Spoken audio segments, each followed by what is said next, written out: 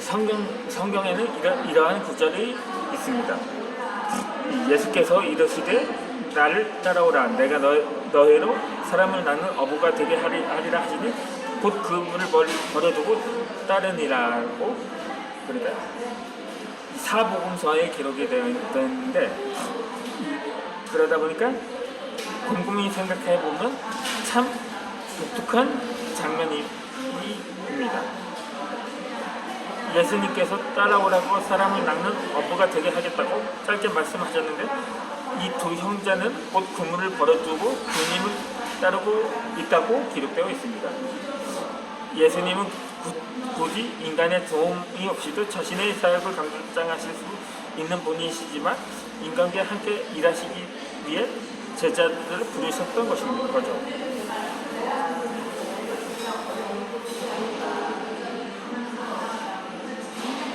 그러나 이 좋은 집안에서 자라 잘 배운 당시의 엘리트가 아니라 이들처럼 지극히 평범한 사람들 가운데에서 제자들을 책하셨습니다.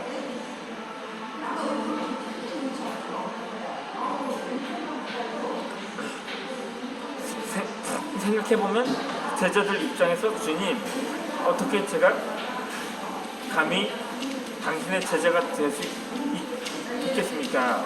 저는 부족하고 배운 것도 없어서 그럴 수 없다고 손세례를 칠 수도 있는 문제였습니다. 하지만 시몬과 안드레는 그러지 않았던 거죠. 바로 그물을 벌어주고 따랐던 것입니다. 자신들의 능력이나 여건은 상관하지 않고 주님이 부르시기에 그대로 순종하고 따른 거죠. 그것이 바로 겸손이라는 것입니다. 하지만 우리는 그렇게 주님이 부르실 때 속으로는 따르고 싶은 마음이 굴뚝 같을지라도 겉으로는 제가 어떻게 주님을 따르겠어요? 저렇게 잘 배우고 집안도 좋은 사람들이 많은데 라고 말했을 것입니다. 그리고 주변 사람들과 그것을 겸손하다고 생각을 합니다.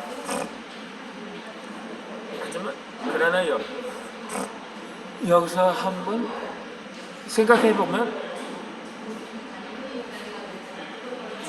예수님이 우리의 죄 설정을 모르시고 우리를 부르셨을 리는 없을 것입니다.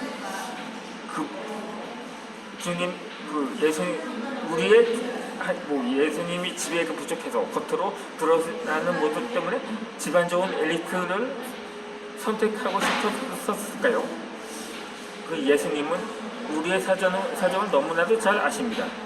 모든 것이 그분의 계획 가운데 있을진데 우리가 뒤로 물러나는 모습은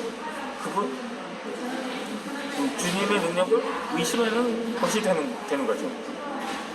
한마디로 주님을 믿지 못하겠다는 말이 되는 것입니다.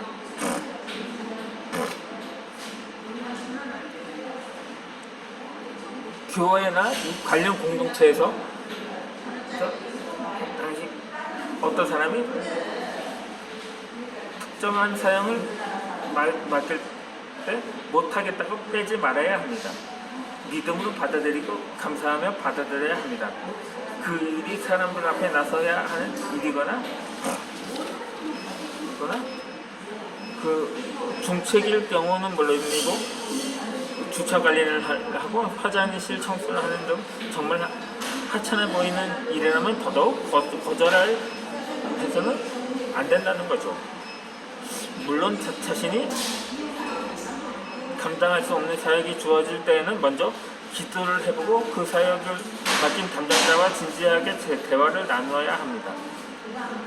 또 음치하고 자부하는 사람에게 무대에 서서 찬양을 하라고 한다거나 춤이라고는 그냥 몸을 움직이는 것만 할 줄 아는 몸체에게 무엇이 틈에서 아름다운 율동을 하라고 하라면 그런 고역도 없기 때문일 것입니다.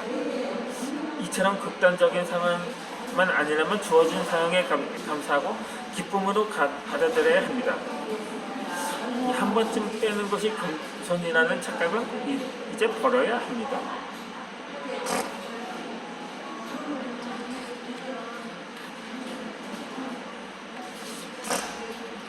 또 그리고 이 믿지 않는 이 사람들에게는 교회를 다니다가 하면 저런 이유를 되게 말합니다. 일요일인데 늦잠을 못 자서 싫다. 기도가 너무 길다. 기독교는 이유 없이 싫다. 등 그 이유도 다양합니다. 그 가운데 빼놓을 수 없는 이유 중 하나는 바로 헌금입니다. 물론 겉으로는 다른 핑계를 대지만 속을 들여다보면 돈을 내는 것이 아까워서 그러는 경우가 많습니다. 한 달 내내 열심히 일해서 번 돈 가운데 1%도 아니고 저것마치 10%를 매달 내라고 하니 그들에게는 말도 안 되는 소리인 거죠. 물론 그뿐만은 아닐 것입니다. 헌금 종류도 다양한데 그 외에도 특별한 날이면 날마다 내는 특별 헌금까지 더하니까 고개를 저을 만도 합니다. 그도 그럴 것이 대부분의 교회에 들어가 보면 입구에 들어서자마자 가장 먼저 눈에 띄는 것은 수십 가지의 헌금 봉투입니다. 친절한 것도 좋지만 교회를 찾아오는 사람들을 생각한다면 이런 모습은 좀 바꿔야 하지 바꿔라고 목소리를 내는 하물며 그리스도인이라고 자칭하는 사람들에게도 나오고 있는 현상인 거죠. 하지만 사실 믿지 않는 사람들은 물론이고 어느 정도 신앙생활을 한다는 사람들도 참 어려워하는 것이 바로 헌금입니다. 빠듯한 삶을 쪽에서 헌금을 한다는 것은 어쩌면 그들에게 사치이자 낭비에 지나지 않는 어리석은 행동으로 보일 수가 있을 것입니다. 그러나 실제로 어리석은 것은 하나님의 사랑과 은혜를 입은 그리스도인이 그 자신의 물질을 드리지 못하는 것입니다. 그들이 헌금을 제대로 드리지 못하는 이유는 헌금에 대해 올바로 이해하지 못하기 때문입니다. 헌금을 그저 교회에 돈을 갖다 바치는 것이라든가 내 피 같은 돈을 축내는 것으로 생각하는 것입니다. 하지만 헌금은 하나님의 은혜에 대한 감사의 표현인 동시에 축복의 마중물이라는 것입니다.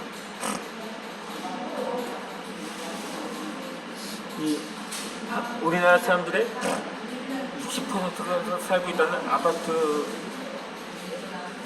살려면 한 달에 관리비만 20에서 30만 원의 전기세와 수도세, 가스비까지 하면 40에서 50만 원에 이르는 돈을 내야 합니다.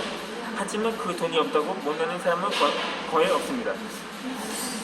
이뿐만 아니라 요즘은 웬만한 중형차에 기름을 가득 채우려면 한 10만 원 정도가 듭니다. 그래서 3만 원에서 5만 원씩 나눠서 기름을 넣는 운전자들도 있습니다. 그래도 다른 차에는 기름을 넣고 다닙니다.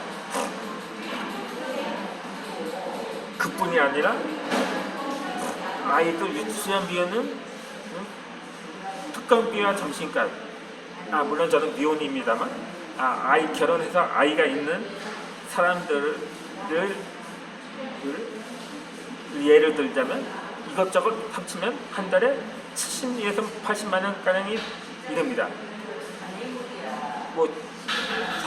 사교육비, 보육비든 어째서 교육비를까지 지출을 포함하면 그 돈이 없다고 유치원에 안 보내는 부모도 없습니다. 노후를 위한 연금보험은 저축도 해야 합니다. 적어도 1년에 한두 번은 해외여행도 가야 하고 옷을 사거나 외식도 해야 합니다. 이거 내고 저거 내고 나지 돈이 남을 리가 없습니다. 돈이 항상 부족한 이유라는데 그렇게 쓸 것 다 쓰고 좀 남으면 그때서야 간신히 현금을 고려해 보기도 합니다.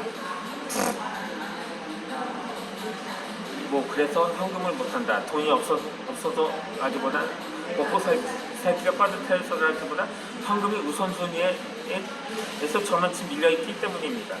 자녀 교육이 중요하면 한 달에 수백만 원의 과외비를 지출해서 아까워하지 않습니다.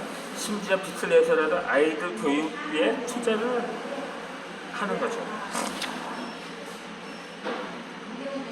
이 집이 오죽하면 에듀푸어라는 말도 생겨났다고 합니다. 그렇게 집에 목숨 거는 사람들은 전세를 끼고 대출을 받아 한 달에 이자를 몇십만 원씩 내야 해도 크고 좋은 집을 선호합니다. 그러니 그 돈을 건너라 현금은커녕 정상적인 생활을 어려울 정도의 사람도